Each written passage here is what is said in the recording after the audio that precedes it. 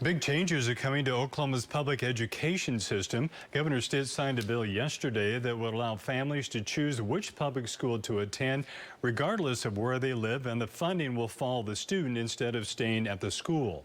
Governor Stitt was in Bartlesville visiting a VOTEC school today, where News Channel 8's Lily Cummings was able to ask him about this change. Lily. Mark, the governor was here today to discuss how CARES money is being used to help those who enroll in VOTEC to find better paying jobs. But since we were on the topic of education, we decided to ask him about this big change coming to public schools next year. What the governor is calling the most transformative education reform in state history has public school educators like TPS Superintendent Deborah Gist posting on Facebook saying she's not shocked but disappointed. The new bill allows for families to choose which public school to send their kids to, regardless of zip code. And now funding will move with that student instead of staying at the school, changing the previous formula. We are proud of our formula. It is a formula that has been in place for a long time. It's admired across the country. We simply don't fund it adequately. Which Superintendent Gist says can be proven. The fact is that this is a provable point. We can look at what we spend per pupil in education and we can compare it. We can compare it to the region. We can compare it to the country.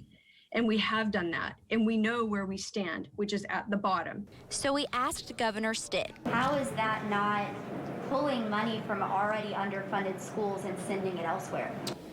Totally, it has nothing to do with that. We're funding 755,000 students statewide. We only have 700,000 in public education.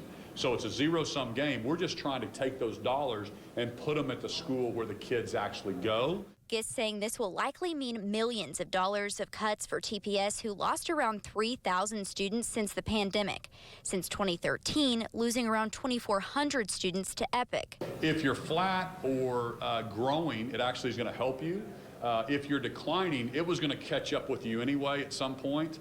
It may catch up with TPS now sooner rather than later, but at the same time, it gives Oklahoma parents the freedom to choose where they live and where they send their kids.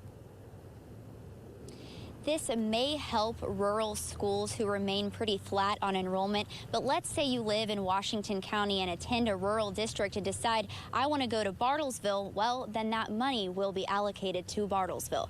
Live in Washington County, Lily Cummings, News Channel 8.